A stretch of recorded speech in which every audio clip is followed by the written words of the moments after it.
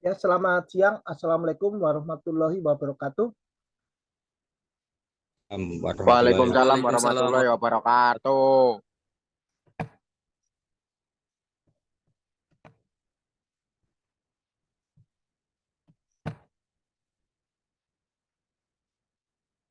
Ya, materi kuliah hari ini adalah Fisika Terapan 2 yang akan kita bahas adalah listrik arus arah beserta penerapannya.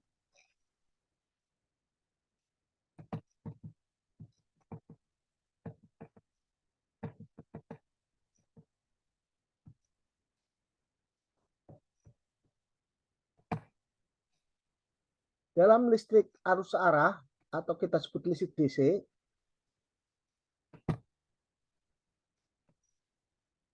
itu memiliki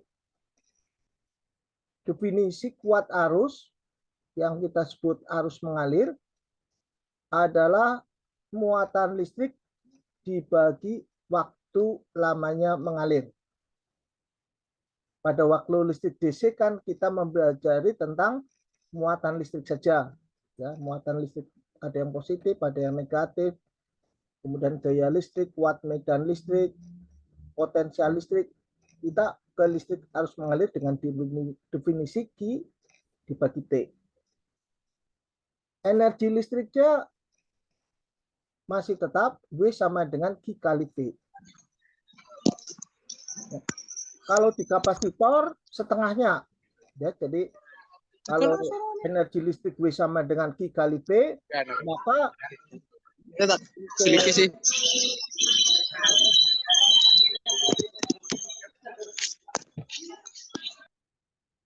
maka untuk kapasitor, maka setengah Q kali V.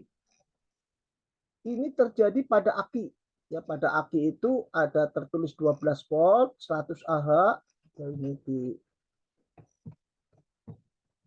saya berikan tadi saya cari gambar aki. Ini pada aki 12 volt 100 Ah. 100 Ah itu bukan ini apa? Sebetulnya bukan istilah kuat arus, tetapi Ah itu berarti kan rumusnya I sama dengan I kali T. Ya. Sehingga Ah itu adalah sebetulnya muatan listrik. Terkadang di masyarakat ya menganggap 100 Ah sama dengan kuat arus. Jadi menganggap ini kuat arus, kalau kita bagi 1 jam berarti kekuatan ampernya 100 ampere. Ya. Kalau kita duganya hanya 1 jam, jadi 12 volt itu hanya mampu mengalir akhirnya dipakai 1 jam. Nah, itu kan, tapi kenyataannya kan ya seperti mobil bisa diisi ulang, ya bisa dipakai lama sampai berapa, sampai kemampuan 2 tahun gitu ya. Ya, untuk amannya kita menggunakan rumus W sama dengan Q kali V 100 kali 12 sama dengan 1200 watt jam ya. Anda perhatikan ini ya. Dayanya gimana? Daya kan butuh ada kuat arus gitu. Kalau kuat arusnya diketahui, maka dayanya bisa diperoleh begitu ya. Nah, sebetulnya ini kalau misalkan Anda mengasumsikan hanya 1 jam ya berarti 100 ampere saja. Nah, tapi kalau asumsinya salah bagaimana? Jadi itu yang akan saya bahas, sehingga dalam baterai misalkan kita rangkaikan seri, ya tadi misalkan aki atau baterai rangkaian seri, mengikuti persamaan ini. Ya. Langkah habis itu. Karena pada rangkaian seri baterai akan musawangan.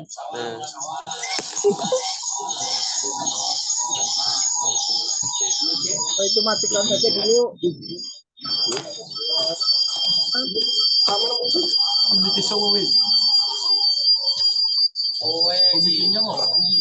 Astagfirullahaladzim. Aduh, lagi direkam mengeluarkan kata-kata seperti itu.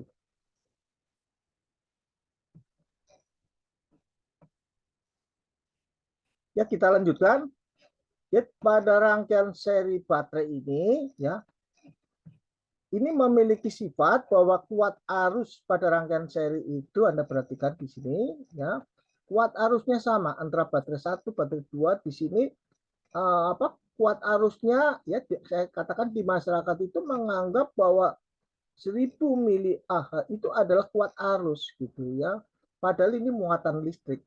Kalau ini dianggap muatan listrik, maka ini sebagai rangkaian seri baterai ini dianggap sebagai kapasitor. Ya, ingat-ingat. Nilai tegangannya pada rangkaian seri itu dijumlahkan, ya, seperti ini. Jadi kalau ini 1,5 berarti 6 volt. Hambatan dalam baterai, nah ini berarti R1, ya, ada R1, R2 ditambah R3 ditambah R4.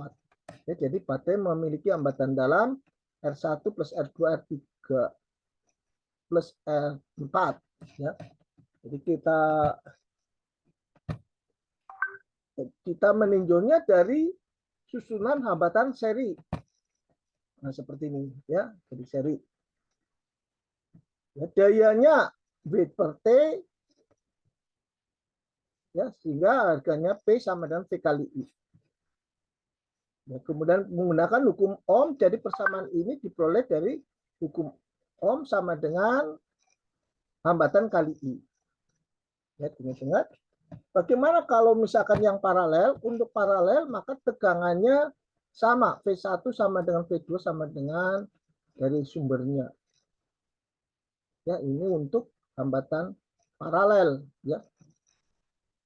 Untuk hambatan paralel maka penggantinya adalah seper RP sama dengan seper R1, RP itu pengganti, hambatan pengganti, sama dengan seper R1 plus seper R2. Ya. Jadi kalau ada 4, bagaimana? Ya berarti ada 4. Ya, misalkan ini tadi baterai seri, ya.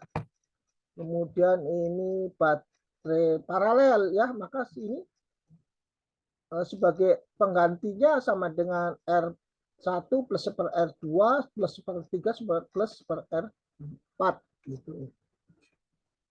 Nilai tegangannya tetap, ya, berarti pada rangkaian paralel baterai, ya, yang dipertinggi adalah kuat arus, ya. Kuat arusnya berarti misalnya contohnya ada di sini ada 4, berarti ini, ya, ini sama dengan I1 plus I2 ditambah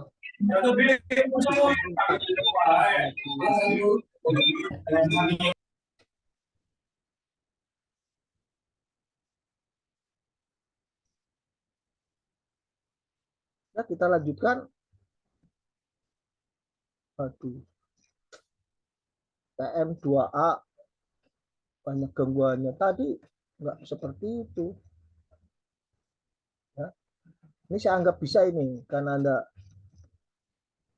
nggak konsentrasi, ya. Awas ya, jadi pada rangkaian paralel yang dipertinggi adalah kuat arusnya, pada rangkaian seri yang dipertinggi adalah tegangannya, ya. Jadi kalau kombinasi ingin mempertinggi kuat arus dan tegangan,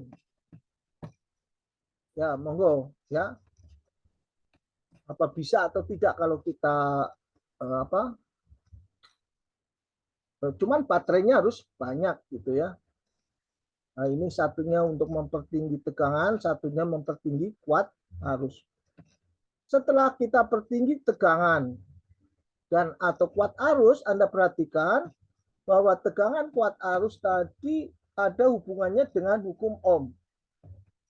Mana tadi hukum Ohm? Nah, ini, ya. V sama dengan R kali I. Jadi kalau tegangannya tinggi, ya, kuat arusnya tinggi. Ya. Ini kan akan berpengaruh pada nilai hambatan. Ya, maka nilai hambatannya harus kita hitung. Bagaimana cara menghitung hambatan? Kita menghitung hambatan dengan perumusan R sama dengan rho L panjang kabel atau kawat pengantar dibagi luas penampangnya. Jadi luas penampang tembaganya itu diukur berapa diameternya.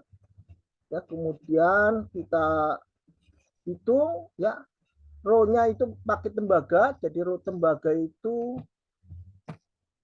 sekitar dari tabel ini ya 1,68 kali 10 pangkat min 8 ohmmeter. Ya. Maka akan didapat nilai R-nya. Jadi kalau R-nya kecil,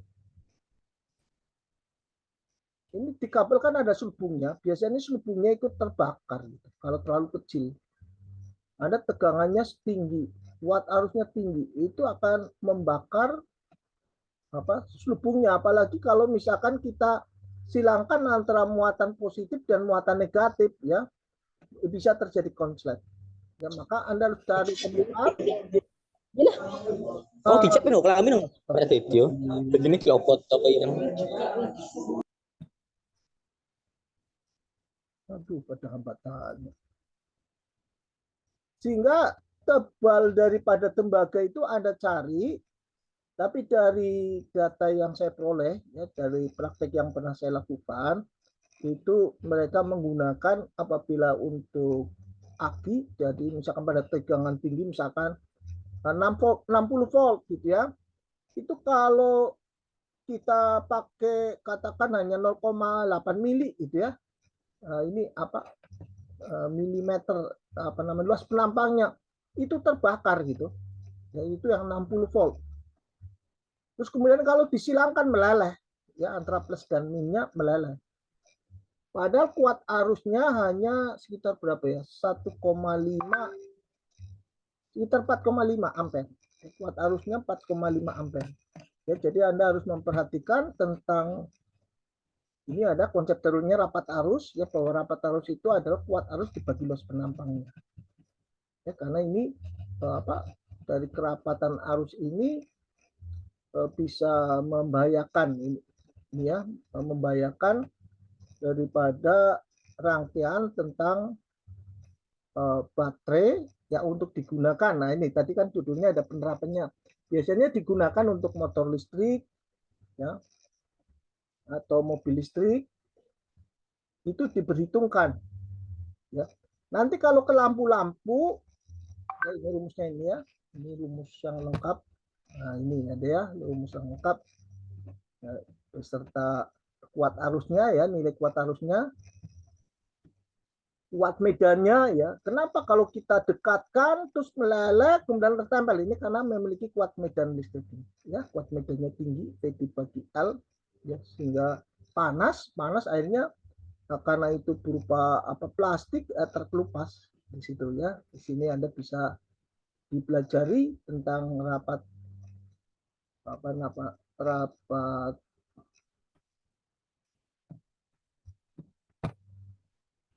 arus ya, kemudian kuat medan listrik,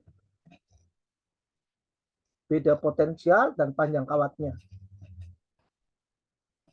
Nanti kalau lampu kan butuhnya kecil gitu ya, baru kita ke arah lampunya kita ganti dengan kabel dengan diameter yang kecil. Ini kita berikan contoh ya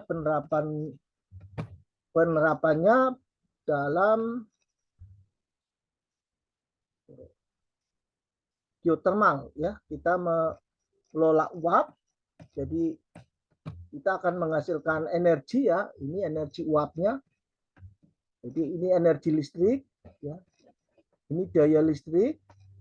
Nah, ini energi panas ya. Misalkan kita mencari energi panas dengan rumus M kali C kali delta T ya.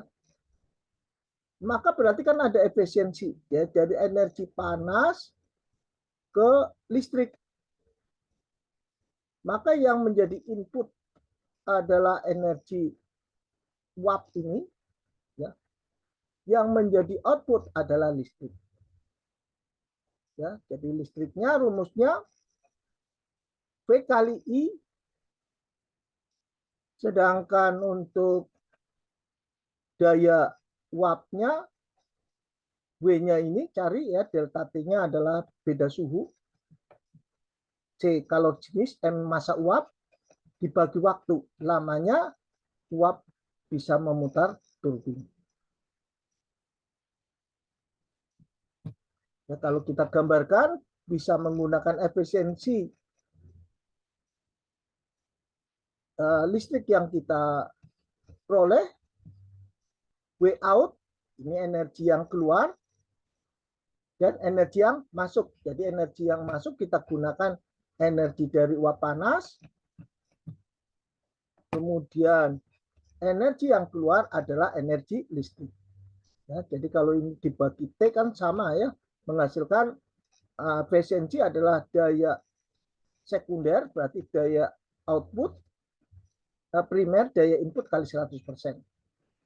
Nah, ini penerapan dari energi dan daya listrik ini untuk mobil berarti kita menggunakan perputaran ini ya, ada istilah torsi, ada kecepatan putar motor. Biasanya ada yang menggunakan perumusan yang ini. Ya, horsepower adalah daya kuda. Ini satuan dari Inggris, negara Inggris, di mana satu horsepower adalah 746 watt. Ya, tinggal dikonversikan. Yang menjadi susah adalah biasanya dikonversikan karena kebanyakan di masyarakat itu untuk mengkonversikan males gitu, sehingga rumusnya ditulis seperti ini. Ya, kalau saya sih senangnya saya konversikan yang torsi ini kan satuannya dalam labor feet. Nah, ini kalau diterapkan begitu saja, tidak dikonversikan ke misalkan dalam torsi meter adalah Newton meter gitu kan. Kalau torsi dalam satuan internasional adalah Newton meter. Ya, kemudian untuk daya kita menggunakan watt, ini akan terdapat kesalahan. Nah, ini hati-hatinya di situ. Ya, makanya ini ada konstanta dari sistem satuan internasional ke sistem satuan Inggris itu menghasilkan ada konstantanya 5.250. Ini dari mana? Yaitu karena setiap tadi satuannya tadi memiliki nilai konstanta tersendiri.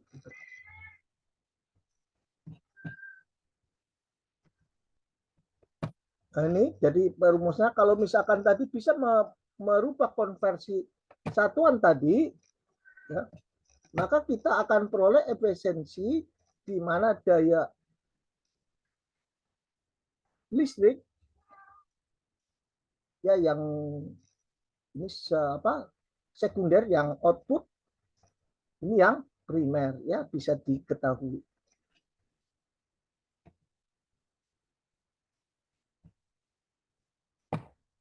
Ya, kemudian untuk latihan mid semester ini saya berikan contoh, misalkan adalah sebuah bola lampu yang memiliki hambatan 440 ohm ya, pada tegangan ya, Anda bisa memperoleh rumus V dibagi R sekian. Untuk dayanya Anda harus menghafalkan perumusan ini. Nah, ini dayanya ya. Dayanya adalah V kuadrat dibagi R atau P sama dengan I kuadrat kali R. Ya, nanti dalam ujian mid semester. Sudah. Kemudian pada contoh latihan berikutnya adalah tadi tentang rangkaian hambatan paralel. Ya. Dalam rangkaian hambatan paralel, cara menghitungnya. Ini saya berikan contoh cara menghitungnya, karena UTS yang sebelum-sebelumnya kesalahannya ada di sini. Anda hitung ya 1/R, kemudian membaliknya di sini.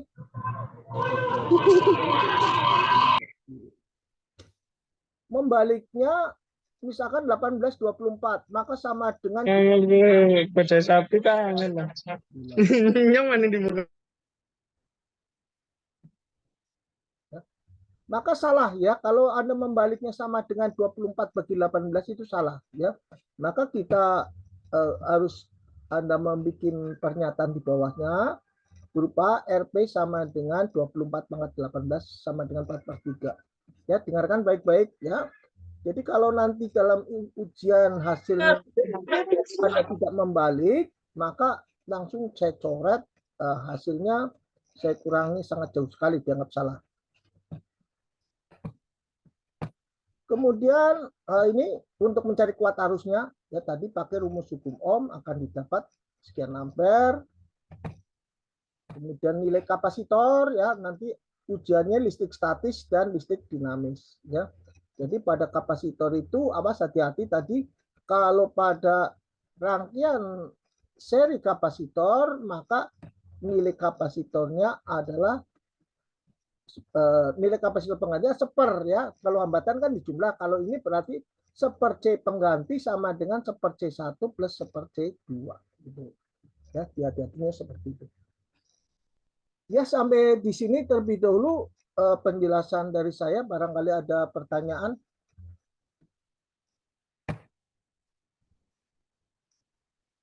Ya, monggo barangkali ada pertanyaan. Sudah 20 menit ya. Lalu ada pertanyaan dari uraian yang saya berikan? Tidak ada, Pak.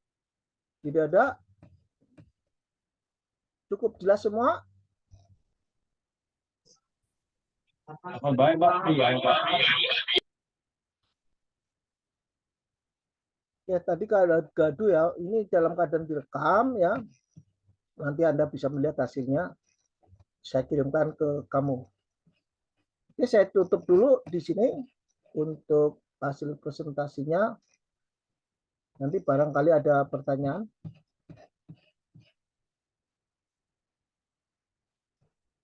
Ya, tidak ada pertanyaan. Saya tutup. Tidak ada, Pak. Alhamdulillah. Oke, saya cukupkan sekian saja. Selamat siang. Assalamualaikum warahmatullahi wabarakatuh. Waalaikumsalam warahmatullahi wabarakatuh. Sehat, Pak. Sehat-sehat, Pak.